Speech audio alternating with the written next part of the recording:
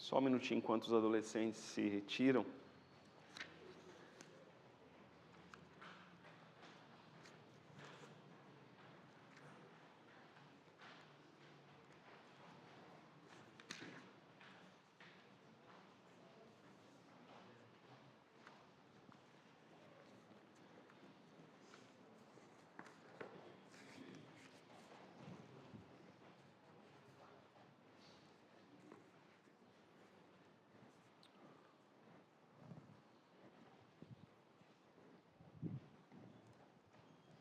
Boner está aí nessa manhã? Não? Tá lá no fundo. Ô, Boner, você me ajuda aqui? Fazendo um favor? Pedir para a Natália fazer uma oração, para darmos início à nossa lição. Senhor Deus, em nome de Jesus Cristo, na Tua presença estamos, ó Pai, para aprender mais de Ti. Sim. Te agradecemos, ó Deus, porque foi o Senhor quem nos trouxe aqui e que Teu Espírito Santo, ó Deus, esteja nos fortalecendo através dessa palavra. Palavra, ó Deus, que é luz para o nosso caminho, que é alimento, ó Deus, para a nossa alma, que nos traz vida e salvação, ó Pai. Sim. Em nome de Jesus Cristo, que nós oramos e agradecemos a Ti. Amém. Amém.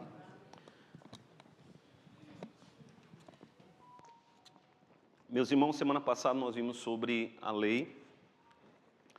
Hoje nós vamos ver sobre a liberdade cristã e a liberdade de consciência.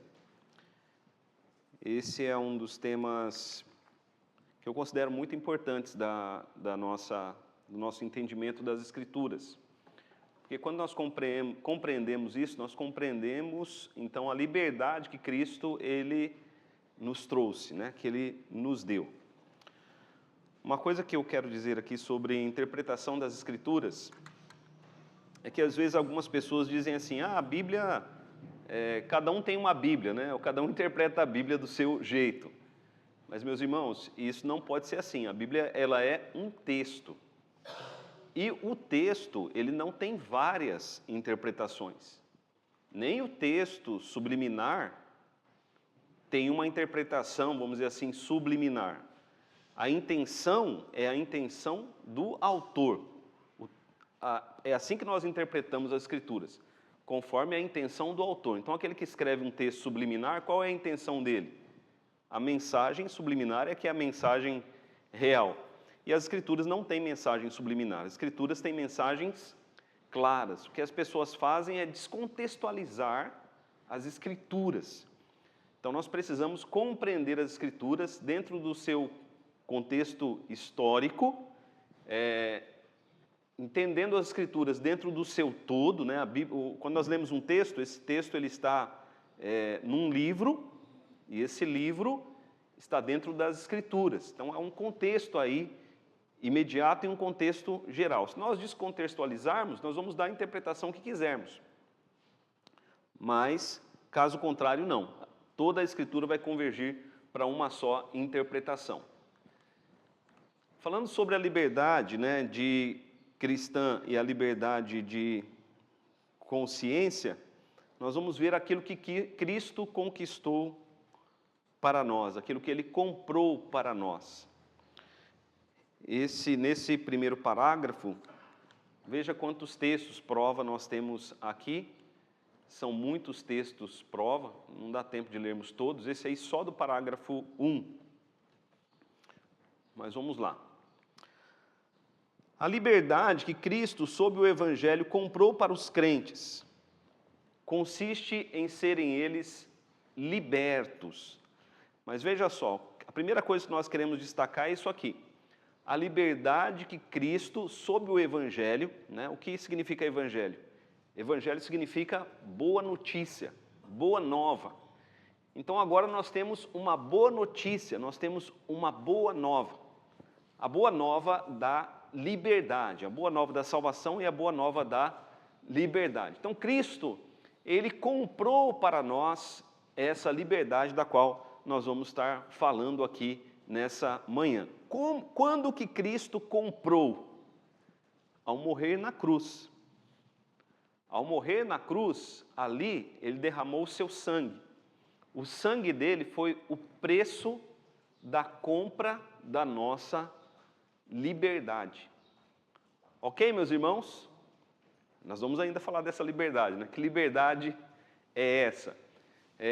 Essa liberdade, qual é a liberdade que Cristo comprou para nós? Colocamos ali em pontos, né? Primeiro, do delito do pecado. Cristo, Ele nos livra do pecado, Ele nos livra do poder do pecado. Quando nós falamos que Cristo nos livra do pecado, Ele nos livra do pecado em que sentido? Pelo menos nesses sentidos aqui. Cristo, Ele nos livra do poder do pecado. Agora o pecado ele não tem mais domínio sobre nós, porque nós estamos em Cristo. É Ele quem nos domina.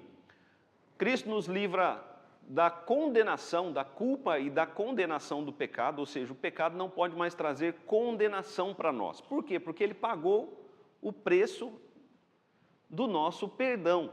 Ele pagou o preço do nosso pecado. Amém, igreja? Então veja só, se Cristo já pagou o preço do meu pecado, do seu pecado, você pode se perguntar, né? De qual pecado meu Ele pagou o preço?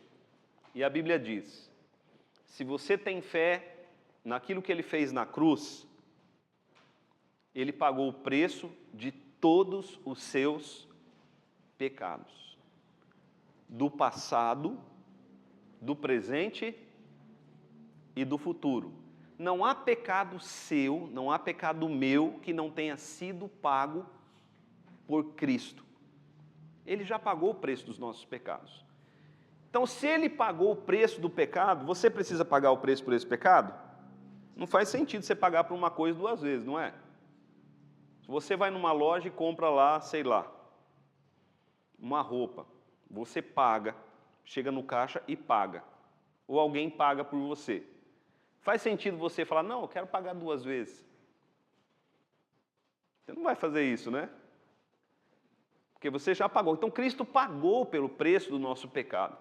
Então, as pessoas que tentam pagar pelo seu próprio pecado, essas pessoas, elas não conhecem a palavra de Deus. Porque aí vem a pergunta, por que Cristo veio ao mundo? Por que foi necessário Ele morrer na cruz?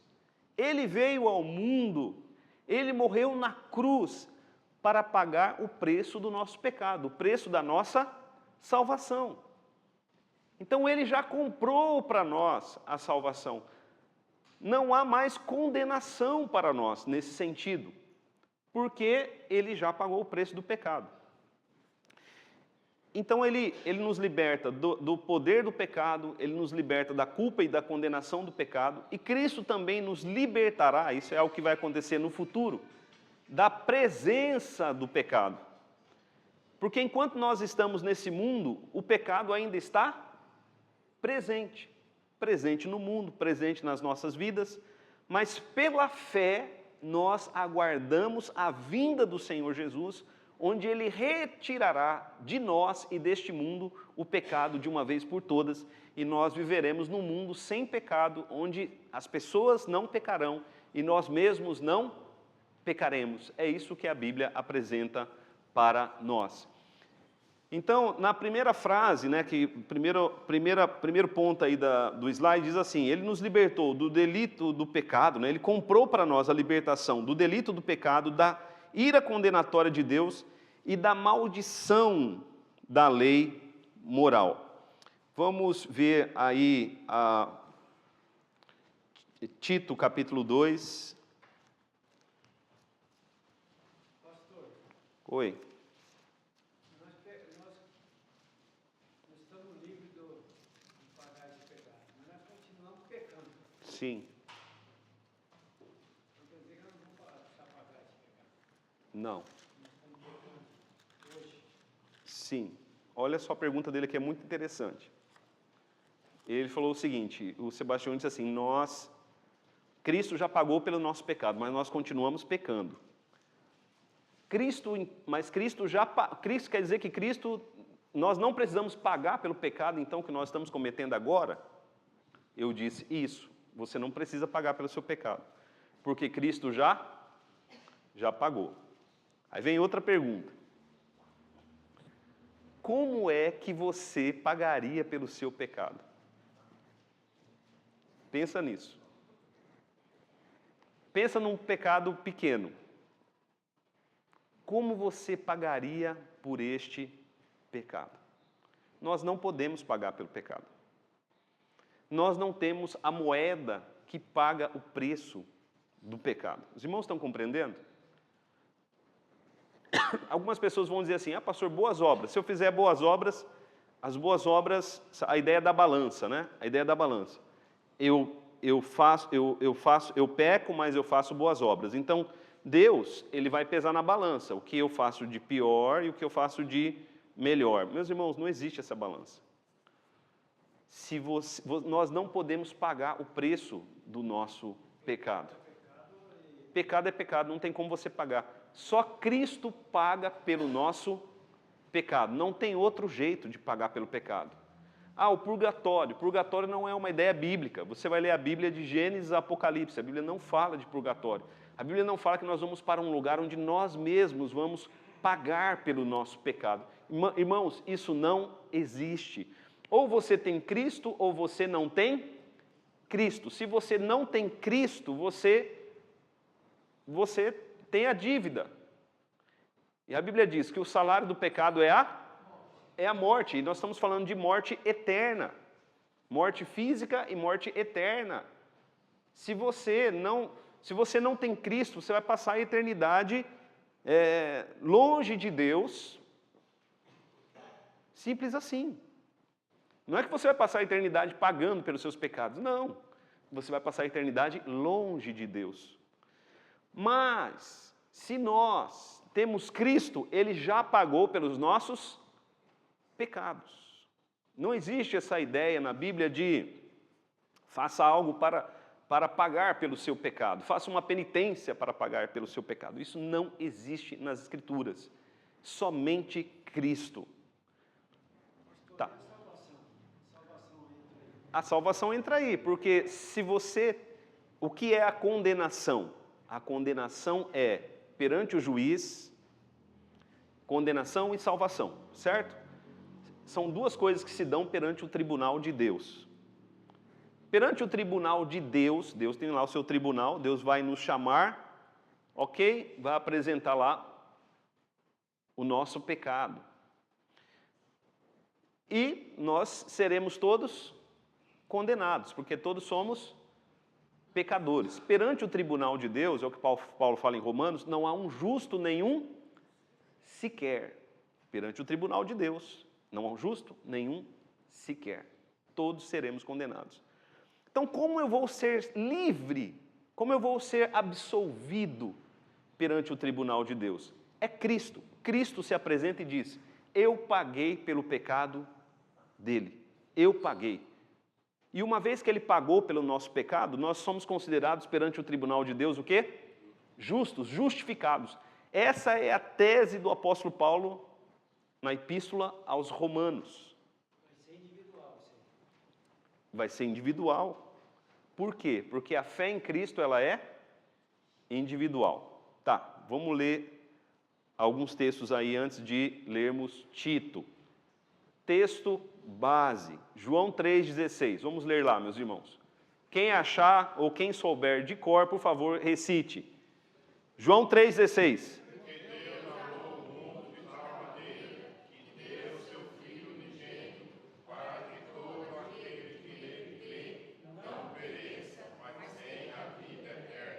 Todo aquele que nele crê não vai perecer, não será condenado, mas terá o quê?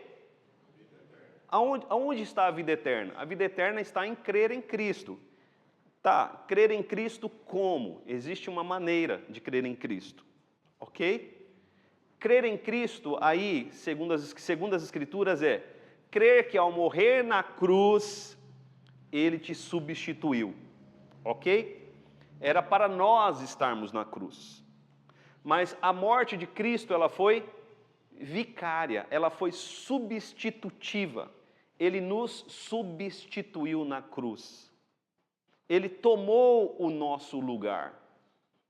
E Ele pagou pelo nosso pecado. Se você crê nisso, eu creio que Ele na cruz morreu por mim. Essa é a fé que a Bíblia exige de você.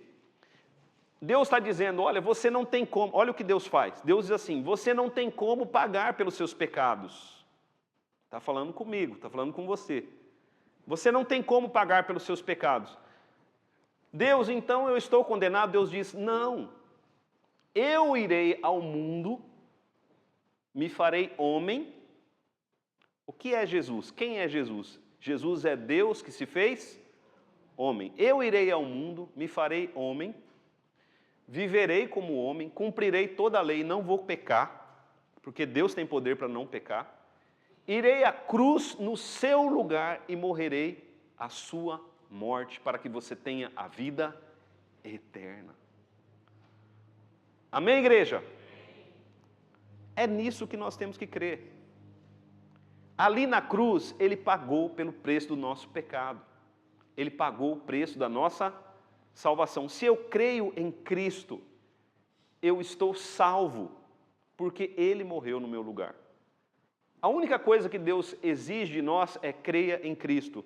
Deus não exige nada mais. Ele exige creia em Cristo. Mas os homens aqui colocam muitas regras mais. Mas Deus diz, creia em Cristo. Tudo bem, igreja? Posso fazer só uma colocação? Pode. Quando se fala, às vezes eu converso com algumas pessoas e quando se fala assim de tratar o pecado no dia a dia, né? E essa parte que você explica, pagou na cruz, tudo, Sim. a pessoa às vezes até entende bem, mas às vezes quando fala assim, mas Deus vai tratar você diariamente, você vai continuar pecando. Daí a pessoa às vezes cria uma dúvida, mas como, né? Você já pagou e tal? Como o irmão fez a pergunta, né?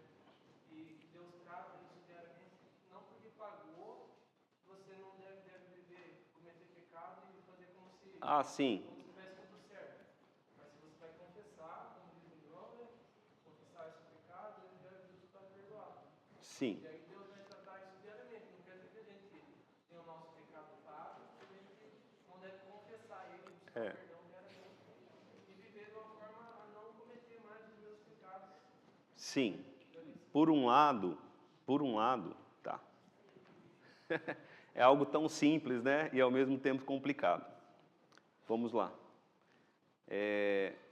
O que é graça? Favor imerecido. Então a salvação é isso, é algo que você não merece, nem eu mereço, mas Deus ele nos dá de graça.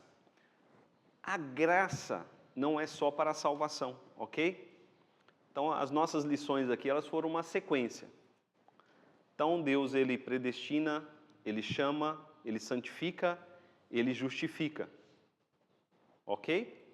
Aos que predestinou, chamou, aos que chamou, né, ele vai santificar, ele vai justificar. Então, tudo isso Deus nos dá, tudo isso faz parte da graça de Deus.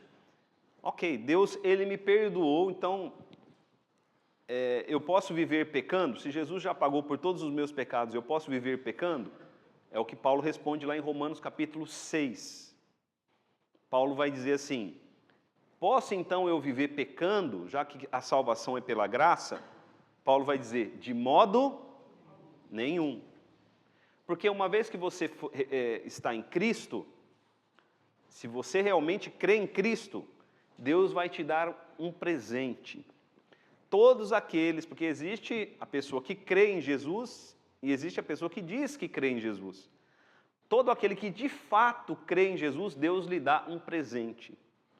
Esse presente tem um nome, chama-se Espírito Santo de Deus. Olha o nome dele.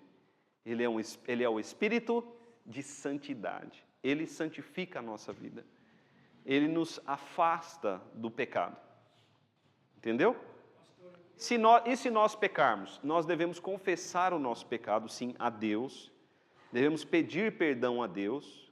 Mas eu faço uma pergunta a você. Você faz confissão de todos os seus pecados? Não. Tem pecado que você nem sabe que você cometeu. E mesmo assim Cristo te perdoou? Sim.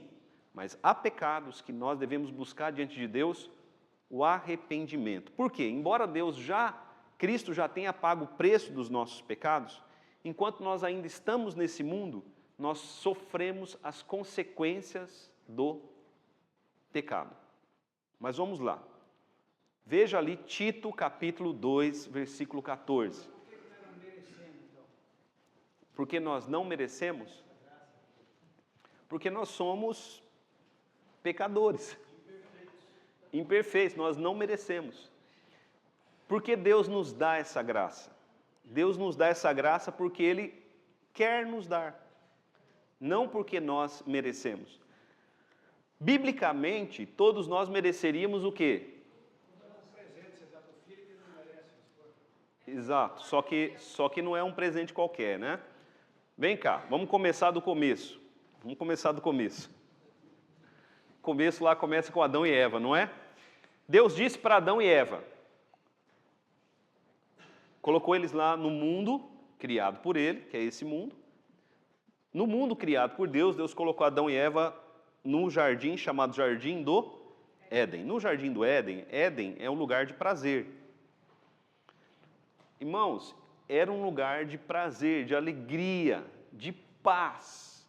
A Bíblia diz que Deus visitava Adão e Eva no entardecer. Você já imaginou isso? Eles conversavam com Deus como eu converso com você. Deus deu para eles, Deus colocou no coração deles a lei moral, né? Os 10 mandamentos, Paulo diz isso. Mas Deus deu para eles um mandamento só, ali dentro do jardim. De toda árvore do jardim comerás livremente, menos da árvore do conhecimento do bem e do mal. Deus disse, ó, podem comer de tudo, mas no centro do jardim Deus colocou aquela árvore lá, dessa aqui vocês não vão comer.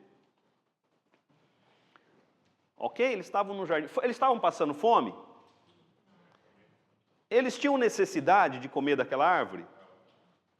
Aquela árvore era um teste. Deus disse, no dia em que vocês comerem dessa árvore, vocês certamente morrerão. Olha só. Ficaram lá quanto tempo? Não sei, no jardim. Sabemos quanto tempo eles ficaram no jardim. Mas a Bíblia diz que num belo dia, enganados pela serpente, eles foram lá e comeram do fruto. Na hora que eles comeram do fruto, eles já perceberam que eles estavam nus. Lembre-se que o pecado não foi comer a fruta só. Eles quiseram ser como Deus, porque a tentação da serpente é: coma do fruto, você será como Deus. Eles quiseram ser como Deus. Enfim, o que Adão e Eva mereciam? Eles mereciam a morte. Mas Deus providenciou para eles o quê? A salvação. No momento em que eles foram expulsos, no momento em que Deus foi tirar eles do jardim, Deus disse, olha, eu vou providenciar para vocês a salvação. Vou providenciar para vocês um descendente da mulher. A serpente lhe ferirá o calcanhar, mas ele lhe pisará a cabeça. Deus prometeu para Adão e Eva um Salvador, que pagaria pelo pecado deles. Porque eles, Adão e Eva, não poderiam pagar pelo seu próprio pecado. Então Deus providenciou para eles um Salvador. Se fosse possível para Adão e Eva pagarem pelo seu próprio pecado, Deus diria para eles, Deus falaria assim, olha, vocês pecaram, mas vamos fazer o seguinte, façam tal coisa que vocês vão cobrir esse pecado. Deus não disse isso, Deus jamais deu essa possibilidade deles mesmos, de alguma forma, cobrirem o seu próprio pecado. Deus disse, eu vou providenciar para vocês um Salvador. No tempo e na história, esse Salvador veio, o nome dele é Jesus. Ele morreu na cruz para pagar pelos pecados de Adão e Eva e de todos aqueles que creem em Cristo. É simples. Isso é o evangelho da salvação. A salvação é um ato da graça de Deus. Porque Deus quis salvar Adão e Eva. Eles não mereciam, eles foram ingratos. Mas Deus quis por livre, espontânea vontade dele. Por livre graça dele.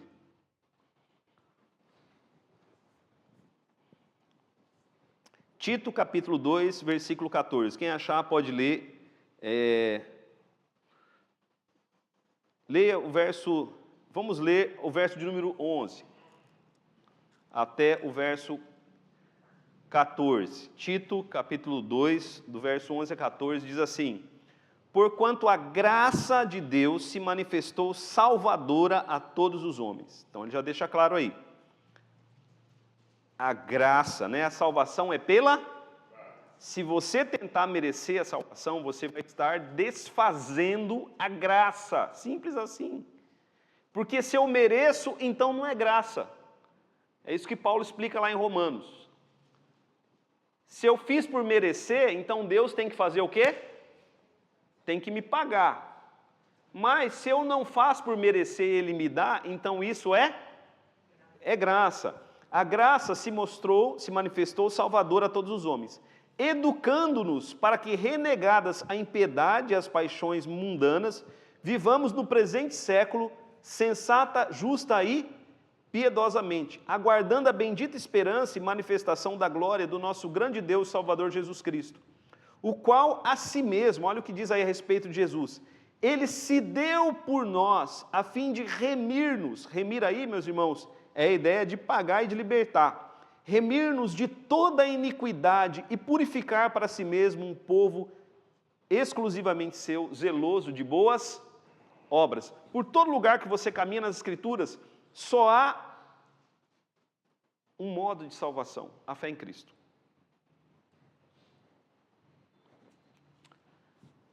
Veja também aí Gálatas capítulo 3.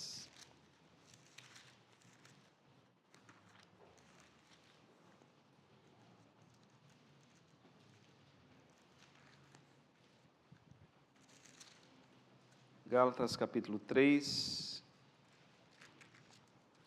verso 13.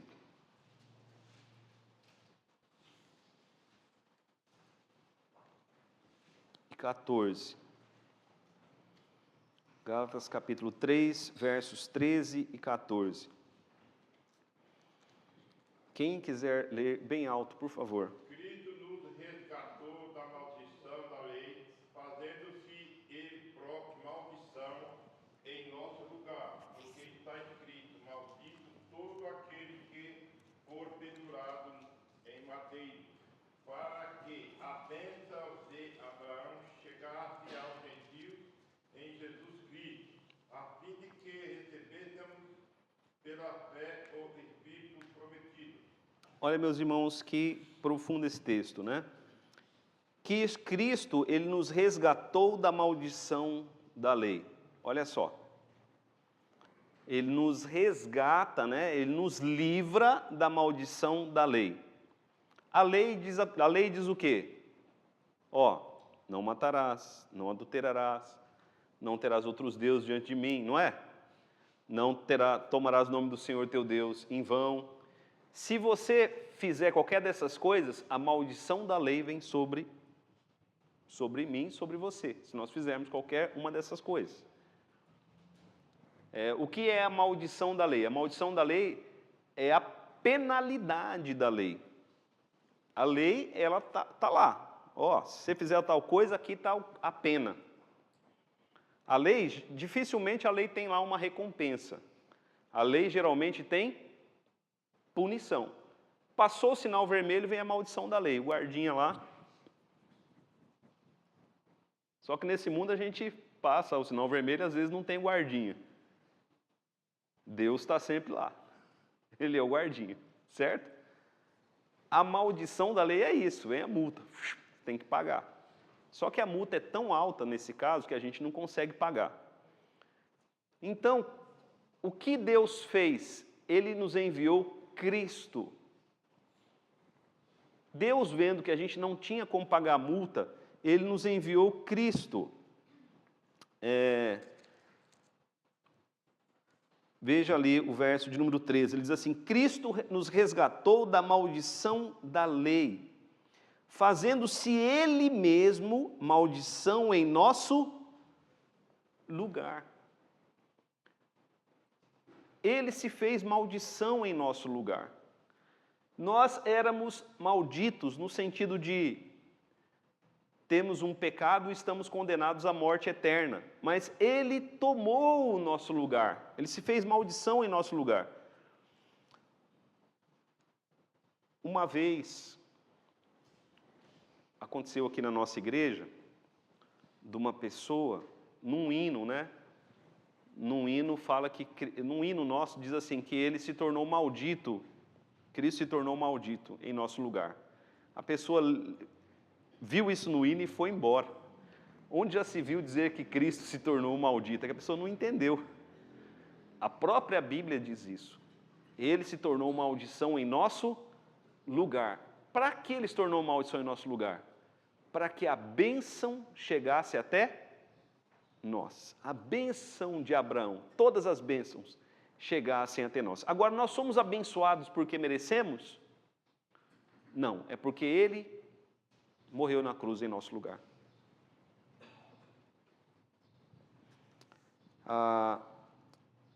Então, Cristo, meus irmãos, Cristo, sob o Evangelho, isso é o Evangelho, essa é a boa notícia. A boa notícia é que Ele já pagou pelos seus pecados.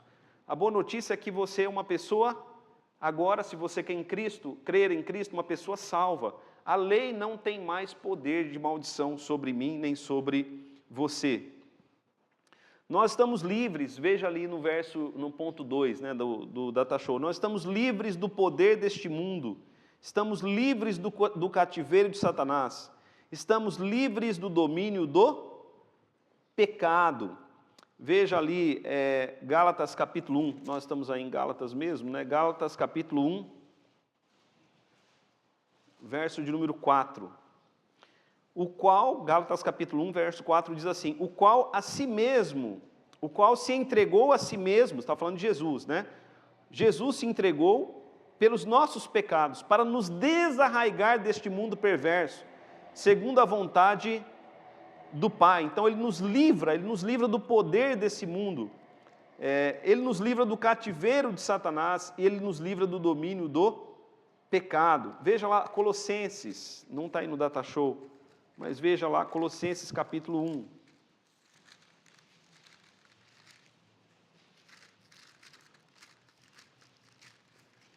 Colossenses capítulo 1. Versículo de número 14, diz assim, no qual temos a redenção, a remissão dos nossos pecados. Então isso está em Cristo. No pontinho 3 aí do Data Show diz assim, Ele nos livra, Ele pagou o preço da libertação, das nossas aflições, do aguilhão da morte, da vitória da sepultura e da condenação eterna. Veja comigo Romanos capítulo de número 1. Aliás, Romanos capítulo de número 8, não está aí no Data Show esse texto. Romanos capítulo de número 8.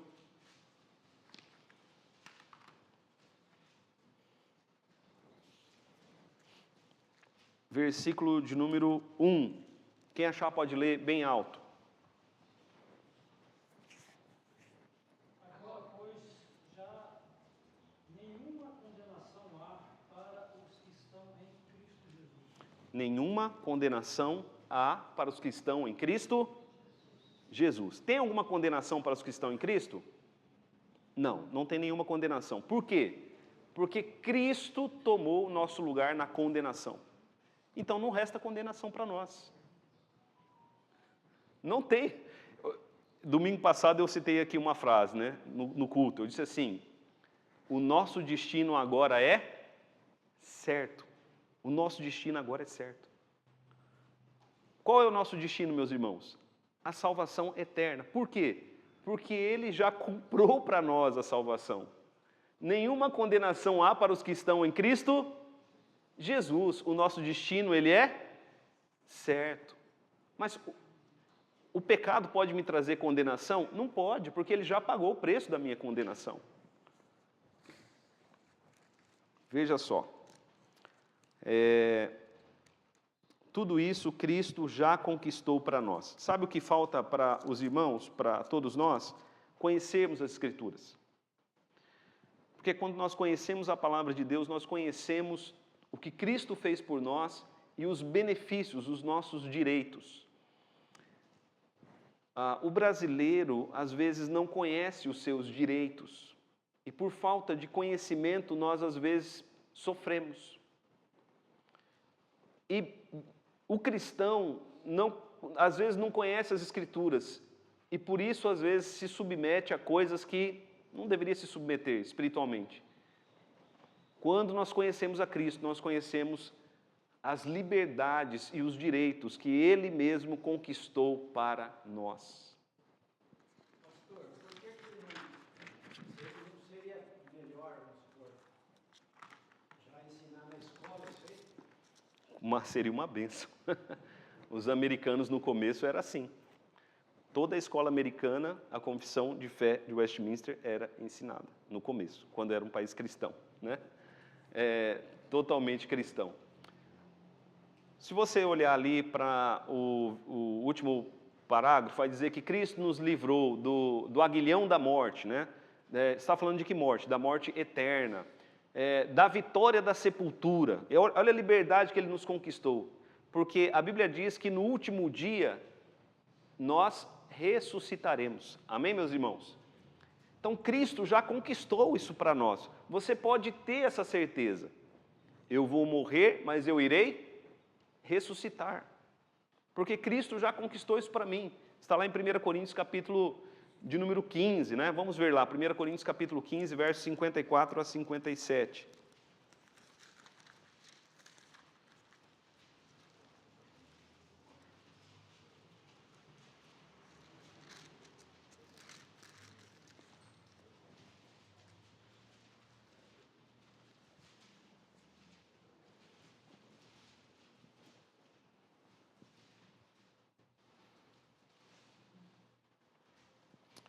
Olha só, 1 Coríntios 15, capítulo, verso 54, diz assim: e quando este corpo corruptível se revestir de incorruptibilidade, né? Paulo está falando da ressurreição dos mortos. Nós temos agora um corpo mortal, mas depois nós receberemos, quando Jesus voltar, nós ressuscitaremos e receberemos um corpo imortal. Nós temos um corpo agora corruptível. O que significa isso? Um corpo com as marcas do pecado. Nós receberemos um corpo incorruptível, um corpo sem as marcas do pecado. E quando o que é mortal se revestir de imortalidade, então se cumprirá a palavra escrita: tragada foi a morte pela vitória de Cristo. Onde está, ó morte, a tua vitória? Onde está, ó morte, o teu aguilhão? O aguilhão da morte é o pecado, e a força do pecado é a lei. Mas olha só, o aguilhão da morte é o pecado, e a força do pecado é a... Mas Cristo cumpriu em nosso lugar a lei e pagou pelo nosso pecado. Então, a morte, agora para nós, ela é como uma espada sem fio, sem corte.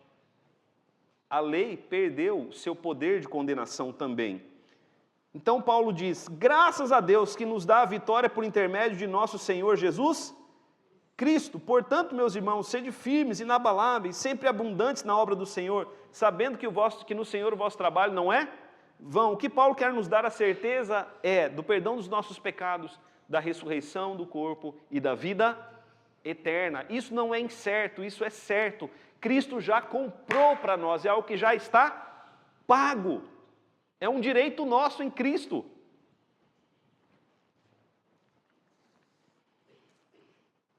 Vocês estão compreendendo, meus irmãos? É porque, olha só, tem coisas que parecem ser inacreditáveis, né? O que Cristo conquistou para nós.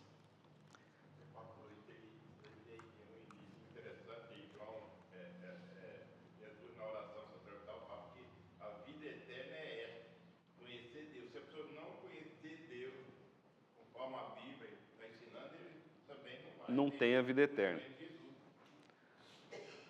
A liberdade que Cristo, sobre o Evangelho, comprou para os crentes consiste também em terem livre acesso a Deus. Agora nós temos livre acesso a Deus quando nós oramos, né, nós temos livre acesso a Deus, em lhe prestarem obediência, não movidos de um medo servil, mas de amor filial e espírito voluntário. Isso aqui é muito interessante. Vamos lá. Romanos capítulo de número 8.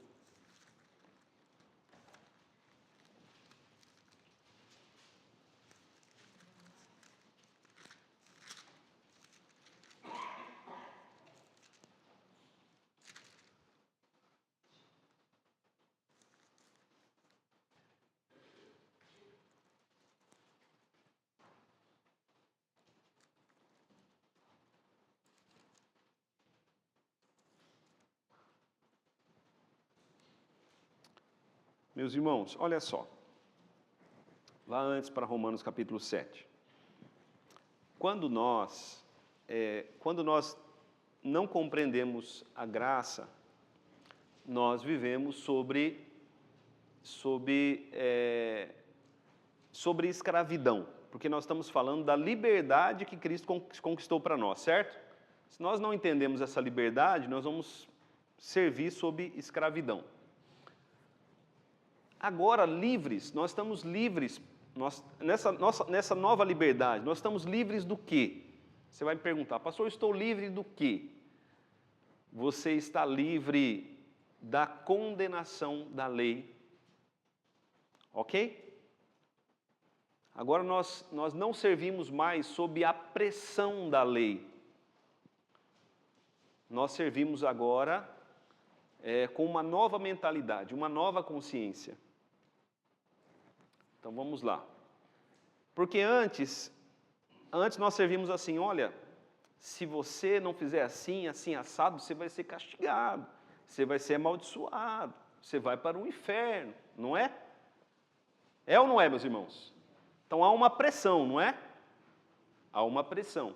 Só que se Cristo pagou pelos meus pecados, Ele já cumpriu a lei, então a lei não tem mais poder de condenação sobre mim, já nenhuma condenação há para aqueles que estão em Cristo Jesus. Então eu vou servir a Deus por outros motivos, não porque vou ser condenado, porque Deus vai me castigar. Sabe aquela ideia, se eu não for no culto hoje, Deus vai me castigar. Criança geralmente pensa assim. O adulto pensa, eu vou no culto hoje porque eu vou adorar a Deus. Os irmãos estão compreendendo? Deus nos chama, no Novo Testamento, Deus nos chama a deixarmos a mentalidade infantil e assumirmos uma mentalidade adulta. A criança, por exemplo, às vezes ela estuda sob pressão, não é? Você tem que estudar, o pai está ali com a vara, estuda moleque, estuda menina, estuda. Você está com preguiça, se você não estudar você vai apanhar. Mas e quando você é um adulto? Tem alguém ali com a vara sobre você? Não, você estuda porque você quer crescer. A consciência cobra, mas você também quer mudar. Não, eu quero estudar, eu tenho que estudar porque eu quero ser um profissional melhor, eu quero servir melhor, eu quero dar uma qualidade de vida melhor para a minha família. Vocês estão entendendo uma mudança de mentalidade? Veja o que Paulo diz aí em Romanos, capítulo 7, verso 6.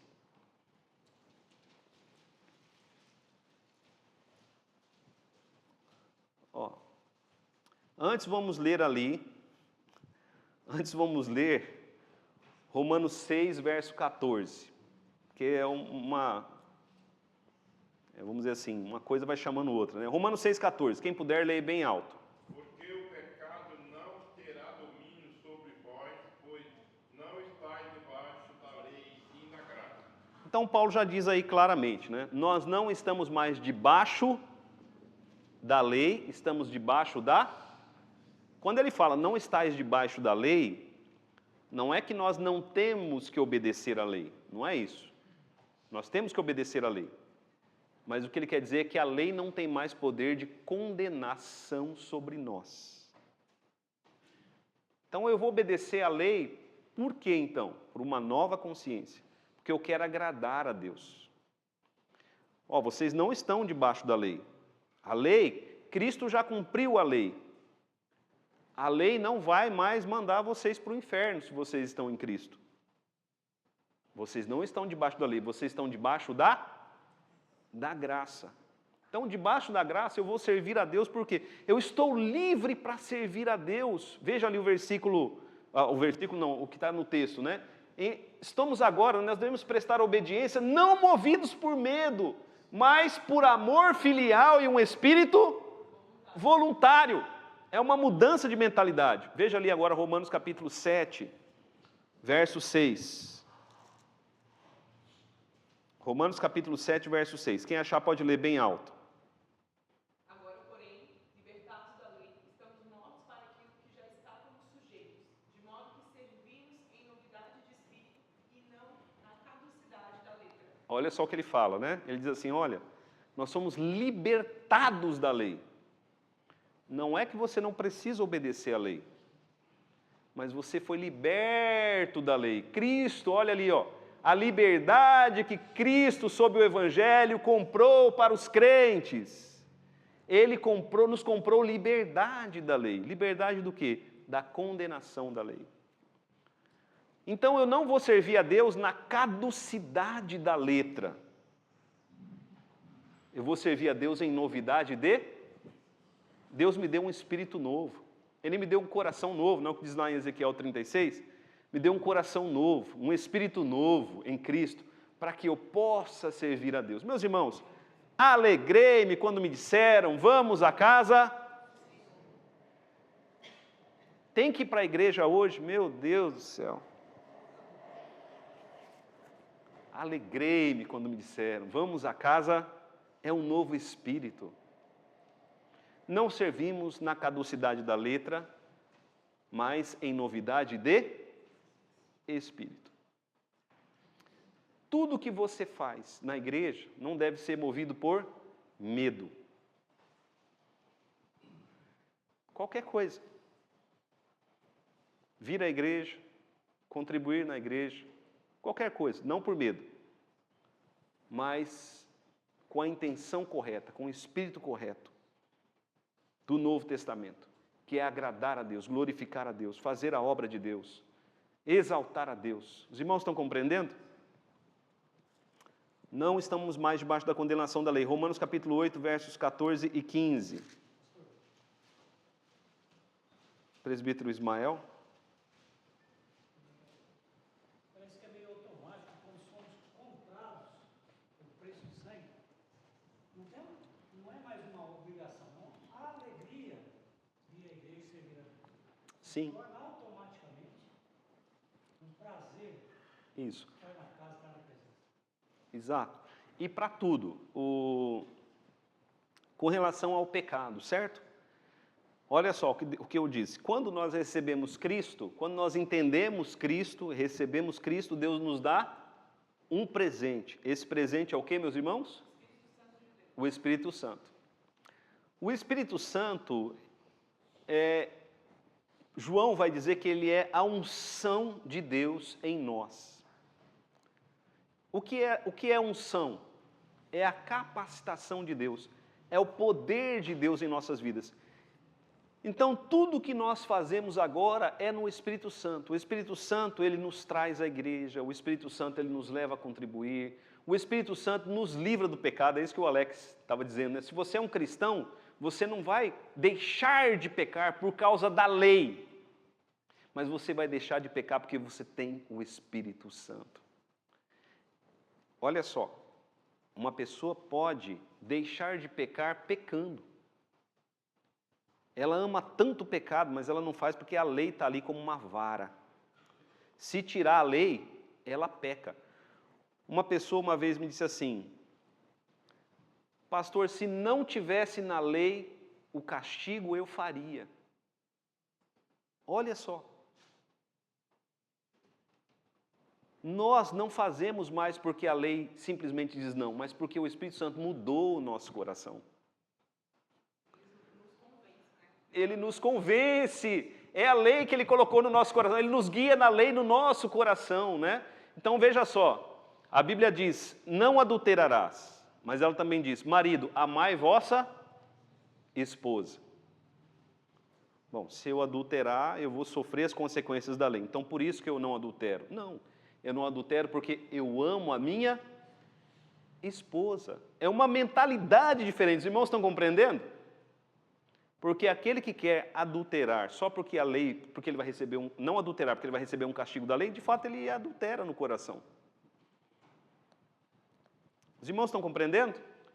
Paulo e todo o Novo Testamento, não estou dizendo Paulo porque Paulo estava trabalhando isso em Romanos, mas o Novo Testamento nos chama a uma nova mentalidade. A Bíblia diz o quê? Que Deus ama quem dá? Deus ama quem dá com alegria.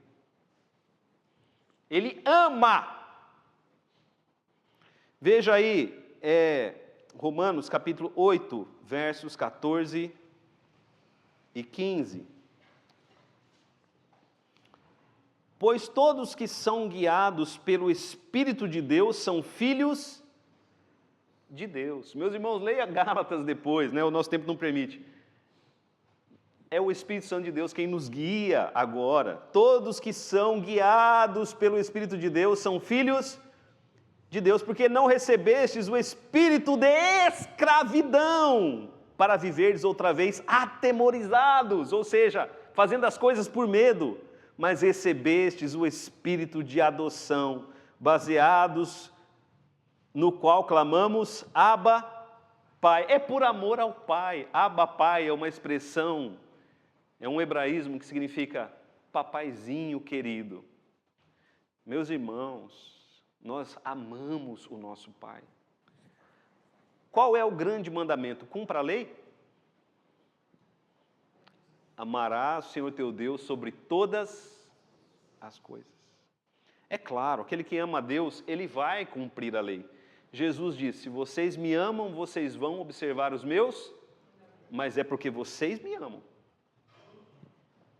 É porque vocês me amam.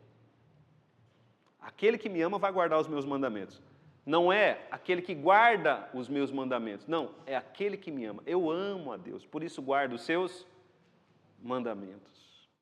O nosso prazer está em agradar a Deus. Sabe quando você quer fazer uma comida para agradar alguém?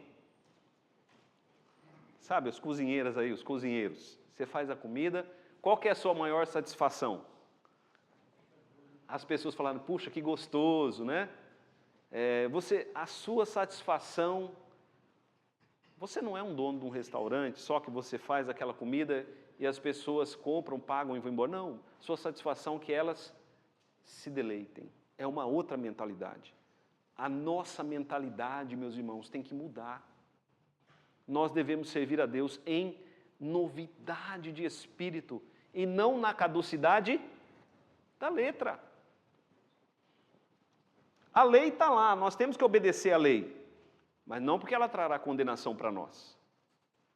Porque a lei nos mostra quem é Deus, a lei nos mostra o caráter de Deus, a lei nos mostra o que agrada a Deus. E nós vamos cumprir a lei porque nós queremos ser moldados conforme o caráter de Deus. Nós vamos cumprir a lei porque nós queremos agradar a Deus. Nós vamos cumprir a lei porque nós queremos estar no centro da vontade de Deus. Os irmãos estão compreendendo? É o exemplo, mais uma vez, da criança e do adulto, ou do adolescente e do adulto. O adolescente, você dá o horário para ele, quero você aqui 10 horas da noite em casa. Hoje em dia os adolescentes 10 da noite estão saindo de casa, né? Mas vou dar o exemplo da minha época, né? 10 da noite, quero você de volta aqui em casa.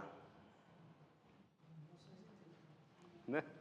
O adolescente, se ele ama o pai, se ele honra o pai, se ele quer agradar o pai, 10 horas da noite ele vai estar em casa. Mas se não, ele vai fazer o que ele quer e ele diz, depois eu me viro lá com meu pai. Os irmãos estão compreendendo? Se Deus nos diz, 10 da noite esteja aqui, nós estaremos porque nós amamos a Deus e queremos agradá-lo. Nós não queremos, como diz Paulo lá em 1 Tessalonicenses, Paulo diz, não entristeçais o Espírito de Deus no qual fostes selado. Você está selado, você não vai perder o selo, mas você não quer entristecer o Espírito Santo. Nós não queremos entristecê-lo.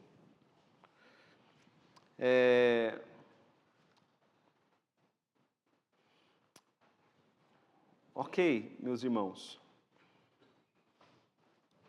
E esse pensamento, ele não é só um pensamento do Novo Testamento, mas do Antigo Testamento também, porque Davi vai dizer: Senhor, o Senhor não se agrada de sacrifícios, mas em que se obedeça, né? Se obedeça de como? De coração ao Senhor. Ok, vamos lá. Todos esses privilégios eram comuns também aos crentes debaixo da lei, mas sob o Evangelho, a liberdade dos cristãos está mais ampliada, achando eles isentos do jugo da lei cerimonial, né? Lembra que eu falei semana passada? Lei religiosa é a lei cerimonial, né? Lei cerimonial, lei civil e lei moral. Essas leis, lei civil só vale para a nação de Israel. Lei religiosa, as leis dos ritos religiosos. E a lei moral, a lei que Deus colocou em nosso coração para reger o nosso relacionamento com Deus e com o próximo. Nós estamos livres da lei cerimonial e tendo maior confiança de acesso ao trono da graça e mais abundante comunicações do Espírito de Deus do que os crentes debaixo da lei ordinariamente alcançavam, né? Se no Antigo Testamento eles tinham privilégios, no Novo Testamento nosso privilégio é ainda maior, porque Cristo trouxe para nós uma grande liberdade, né? Uma grande liberdade. Vamos ver lá, João capítulo 7.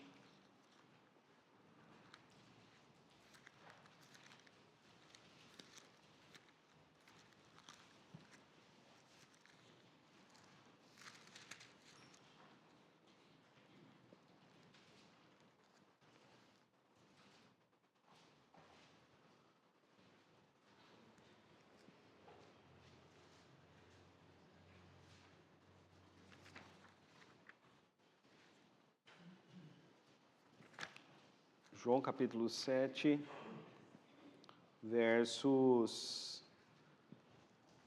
38 e 39. Quem crer em mim, como diz a Escritura, do seu interior fluirão rios de água viva. Ele disse isso com respeito ao Espírito que haviam de receber os que nele crescem, pois o Espírito até aquele momento não fora dado, porque Jesus ainda não havia sido glorificado, né? Então, qual a diferença entre os crentes do Antigo Testamento e os crentes do Novo Testamento? Esse derramamento do Espírito Santo. Hoje, todos os crentes, eles têm o Espírito Santo, ele é a unção de Deus sobre nós, nós somos guiados pelo Espírito Santo, ele nos dirige nessa nossa nova mentalidade. Mas os crentes do Antigo Testamento também tinham que ter essa consciência, né? Ok, para encerrar, meus irmãos, para encerrar, eu convido os irmãos a irem lá para Ezequiel 36.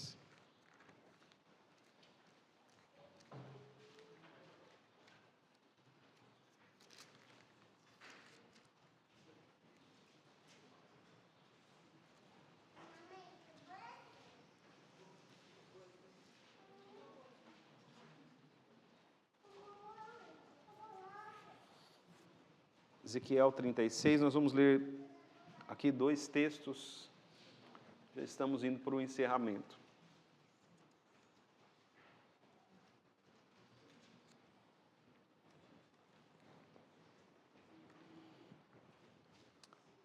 Ezequiel 36, verso 26, diz assim: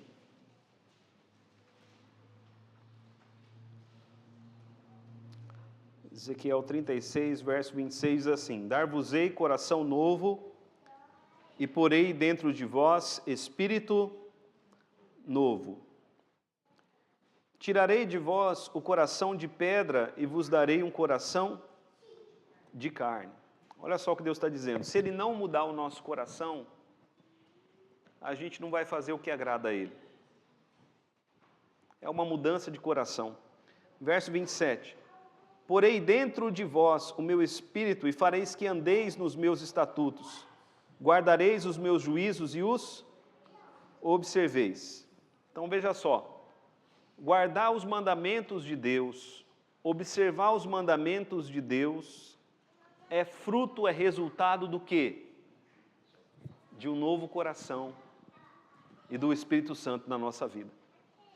Amém, igreja? Sem isso você não obedece, não faz o que Deus quer, da forma correta, né? Com a mentalidade correta. Último texto que eu falei que nós iríamos ler, Romanos capítulo de número 6.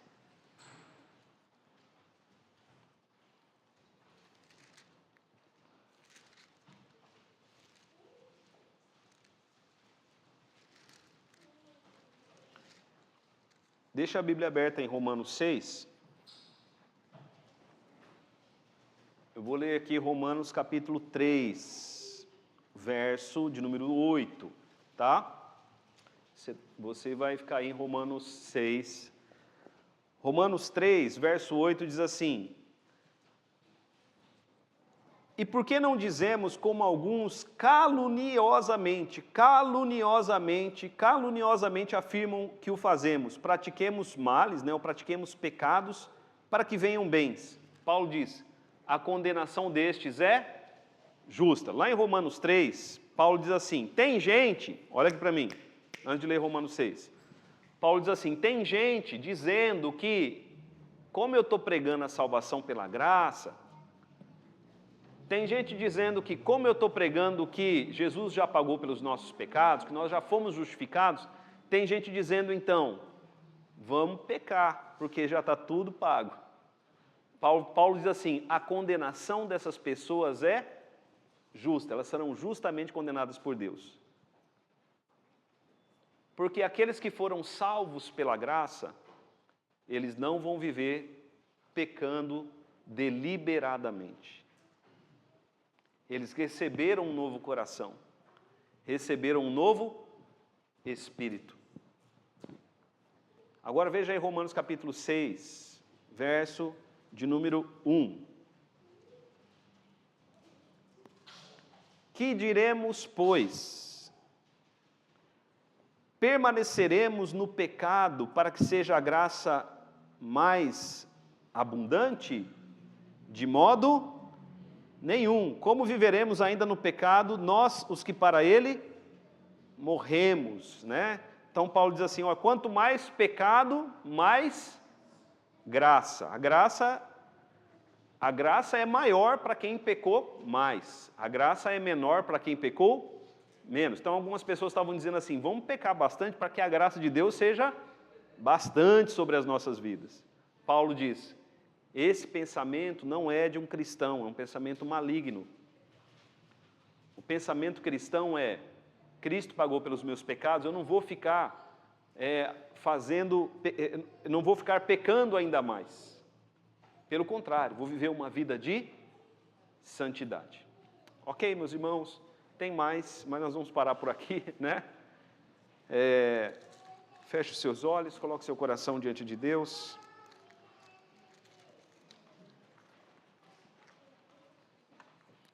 Peça a Deus o Espírito Santo. A Bíblia diz que Deus dará o seu Espírito àqueles que o pedirem. Peça a Deus o Espírito Santo. Diga a Deus, Deus, eu quero esse Espírito Santo, eu quero o Espírito Santo na minha vida. Eu quero ser guiado por essa nova mentalidade. Eu quero fazer as coisas na igreja, quero servir ao Senhor na igreja e fora dela. Não por pressão da lei, não por medo, mas com alegria, Senhor. Quero te servir com alegria, quero te servir não na caducidade da letra, mas em novidade de espírito. Eu quero te servir, ó Deus, com uma nova disposição, uma disposição real em te agradar e glorificar o teu nome. Pai amado, em nome de Jesus, ó Deus, nós somos tão pequeninos e falhos. E infelizmente, Pai, na nossa cultura, nós aprendemos a obedecer por obrigação, por mandamento, por lei. E muitas coisas nós não faríamos se a lei não dissesse para fazermos. nós não faríamos, ó Deus, porque não há uma disposição natural em nosso coração. Mas nós pedimos, ó Deus, dá-nos esse novo coração, com essa nova disposição, movidos e guiados pelo Teu Espírito Santo. Ó Deus amado, dá-nos essa nova mentalidade, que nós possamos nos apropriarmos de tudo aquilo que Cristo comprou e conquistou para nós. É em nome de Jesus Cristo que nós oramos. Amém.